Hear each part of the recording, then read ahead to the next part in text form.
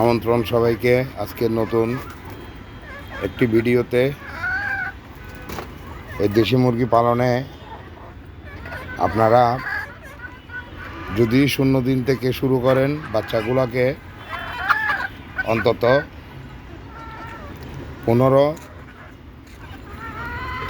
থেকে 20 দিনের মধ্যে একবার ঠোঁট কাটতে হবে। কী জন্য? দেশি মুরগি একটু ওরা জন্মগতভাবে একটু ঠোকরাটুকরির প্রবণতা থাকে। সেই জন্য আপনারা দেশি মুরগিকে এই 15 দিন 20 দিন পর থেকে বাচ্চাগুলোকে শুরু করবেন। একদম ডিম পাড়া যেগুলো রানিং মুরগি আছে এগুলোকে অন্তত আপনারা এই 15-20 দিন একবার করে ঠোঁট কেটে দিবেন। না হলে ওরা খুবই তীব্রতরভাবে ঠোকরাটুকরি করে, একজনকে ঠোকরায় একদম রীতিমতো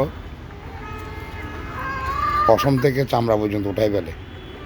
তো আপনারা দেশি মুরগিকে ডিম পাড়া যেগুলো রানিং মুরগি এগুলোকে তো দীর্ঘদিন পালন করতে হয়। এগুলোকে আপনারা 15-20 দিন থেকে 1 মাসের মধ্যে একবার করে ঠোঁট কেটে দিবেন। এতে করে আপনার মুরগির সৌন্দর্য বৃদ্ধি পাবে। মুরগির এই যে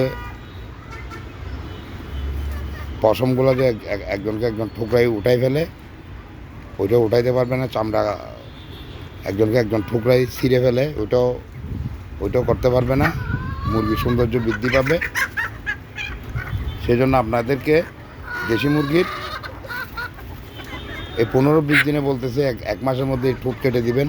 আবার ভয় পাবেন না যাতে করে ঠোঁট কাটলে পরে কোনো সমস্যা হয় কি না। ঠোঁট আবার 15-20 দিনের মধ্যে দেখবেন আপনার যেভাবে কাটছেন সেভাবে আবার বড় হয়ে গেছে। এটা চলমান প্রক্রিয়া। এটা ডিম পাড়া মুরগি যদি আপনারা পালন করতে যান, আপনারা সেভাবে আপনারা দেশি মুরগিকে ঠোঁট কেটে দিতে হবে। না হলে অনেক সমস্যা।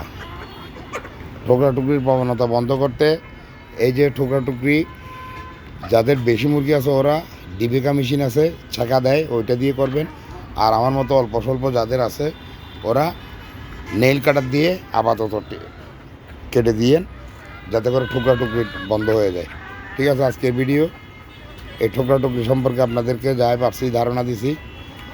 আমার ইউটিউব চ্যানেলকে সাবস্ক্রাইব করবেন, ফেসবুকে ফলো দিবেন, লাইক করবেন, ভালো কমেন্ট করবেন, শেয়ার করবেন সবাইকে দেখার জন্য, যাতে